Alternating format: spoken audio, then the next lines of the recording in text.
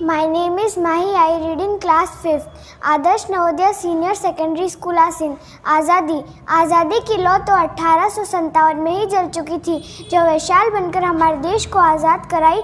आज़ादी के पूर्व देशभक्ति के मायने कुछ और हुआ करते थे और आज़ादी के बाद कुछ और हुआ करते हैं। मैं नहीं मानती कि राष्ट्रगान के 52 सेकंड में सिर्फ खड़े हो जाना या वंदे मातरम या भारत माता की जय के नारे लगाना देशभक्ति है। अगर आप कहेंगे साल में 2 बार हाथ में तिरंगा ले लेना देशभक्ति है, तो मैं पूछना चाहूँगी कि फुटपाथ पर रहने वाला वह बच्चा ट्रैफिक की भीड़ में जब नंगे पांव तिरंगा बेच रहा होता है, तो क्या उसे आप उसकी देशभक्ति कहेंगे?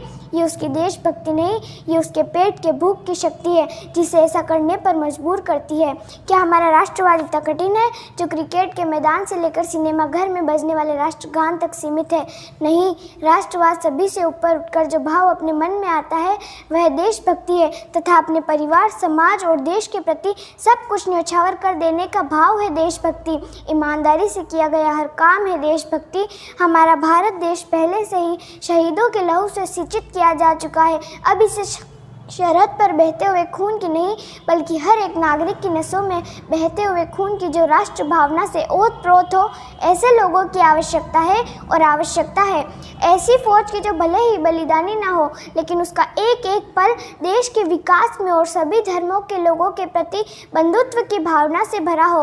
और यह कहा जा सकता है कि राष्ट्र निर्माण का पहला सोपान है देशभक्ति, ताकि एक देशद्रोही के जीवन में आने वाले संकट का तूफान है देशभक्ति, ताकि एक देशद्रोही भी समझ सके कि अगर तू दरिंदा है तो यह भूमि तेरे लिए शमशान है, अगर तू दरिंदा है तो यह आसमान तेरा है।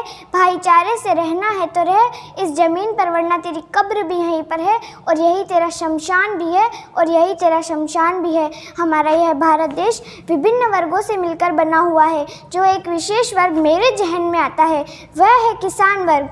वह किसान जिसके कच्चे घर की छत तो टपकती है, लेकिन फिर भी वह बारिश की दुआ मांगता है। दुष्यंत कुमार जी के लफ्ज़ों में कहूँ तो वही किसान जिसके खेत में फसलों की जगह भूख उगती है, और जब जब किसी किसान के खेत में फसलों की जगह भूख उगने लगती है, तब तब उन किसानों ने शहरों में नौकरी कर ली होती है। यह बात चिंता की नहीं वरन चिंतन का विषय है। जो रास्ता गांव से शहर की ओर रोजगार हेतु जाता है, वह रास्ता शहर से गांव की ओर विकास हेतु क्यों नहीं जाता है? हमारा दूसरा वर्ग है युवा वर्ग। वह युवा जिसे राष्ट्र का निर्माता समझा जाता है और देश के चहुमुखी विकास की जिम्मेदारी जिसके कंधों पर है, वह अपनी आने वाली जिम्मेदारी से बेफिक्र होकर 4 बाई 4 इंच की छोटी सी मोबाइल स्क्रीन पर अपनी कोमल उंगलियों को गलत दिशा में स्क्रीन को स्क्रॉल करता रहता है, जिसकी राष्ट्र निर्माण की भावनाएं मात्र इमोजी बनकर रह गई है, तथा जिसके आदर्श वाक्य 4 बोतल वोडका काम मेरा रोज का ने भारत के युवाओं का भविष्य तबाह कर रखा है। हम एक ऐसे समाज में जीते हैं जहां लड़कों से बात करता देख जो भाई हड़काते हैं, वही भाई अपनी गर्लफ्रेंड के किस्से घर में हंस कर सुनाते हैं। और मैं बता दूं, महिला सुरक्षा के मामले में हम आज भी चौथे नंबर पर आते हैं, क्योंकि जो महिला बेलन चला सकती है वह महिला साधारण कलम भी चला सकती है और सरकार भी चला सकती है और सरकार भी चला सकती है। हम एक ऐसे समाज में जीते हैं जहाँ पत्थर की मूरत को लगाते हैं 56 भोग, और जहाँ भूखे नंगे तड़पते सो जाते हैं लोग, जहाँ भूखे नंगे तड़पते सो जाते हैं लोग। मजदूर को मजदूर समझिए, मजबूर नहीं। गरीब को काम दीजिए, दान नहीं। और अगर दान देने के इच्छुक है तो जीते जी रक्तदान दीजिए और मरने के बाद अंगदान देकर किसी मरते हुए को जीवन दान दीजिए। यही सच्ची देशभक्ति और यही सच्चा राष्ट्र प्रेम है। जब एक गरीब बच्चा मध्यम भोजन के लिए नहीं बल्कि वरण ज्ञान के लिए सरकारी स्कूल की चौखट पर कदम रखेगा, जब बड़े बड़े सपने देखने के लिए भरी भरी जेबों की आवश्यकता नहीं पड़ेगी। चाणक्य जी कहते हैं कि राष्ट्रता का उदय और अस्त दोनों ही शिक्षक के हाथ में होता है। हमारा राष्ट्र निर्माण तब संभव होगा जब एक शिक्षक वेतन के लिए नहीं बल्कि बच्चों के ज्ञान के लिए अटल रहेगा और शिक्षक बनना मजबूरी ना समझा जाएगा। बात करें हमारे देश की शिक्षा को बढ़ाने की, तब हमें एक अभियान की आवश्यकता थी जो हमारे राष्ट्र के समग्र के लिए आदर्श हो, तब हमने इंडियन इंस्टीट्यूट ऑफ टेक्नोलॉजी का गठन किया। जब हमें अच्छे डॉक्टर की आवश्यकता थी, तब हमने कई मेडिकल कॉलेजों का गठन किया। और जब हमें अच्छे जननेता की आवश्यकता है, तब हमने इंडियन इंस्टीट्यूट ऑफ पॉलिटिक्स गठन क्यों नहीं किया। जैसे हमारे प्राण बचाने के लिए अच्छे डॉक्टर की आवश्यकता होती है, वैसे ही देश के प्राण और लोकतंत्र के बचाने के लिए योग्य राजनेता की आवश्यकता होती है। अयोग्य राजनेता के हाथ में हम देश की सत्ता को कैसे सौंप सकते हैं। राजनीति से मुझे कोई ऐतराज़ नहीं है, लेकिन राज करने की नीति से ऐतराज़ है। चुना हुआ उम्मीदवार जनता के लिए राजा नहीं, बल्कि जनता का सेवक होता है, जो जनता की हर समस्या का निदान कर सके।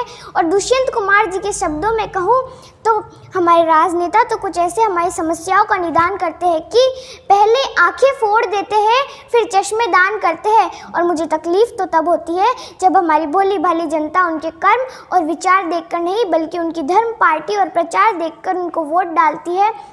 लोकतंत्र में चौथा स्तंभ कहा जाने वाला मीडिया, चाहे वह प्रिंट मीडिया हो, चाहे वह इलेक्ट्रॉनिक मीडिया हो, आजकल तो सोशल मीडिया बहुत ही प्रभावी है। हमारे लोकतंत्र को इसी की आंखों देखा और समझा जाता है।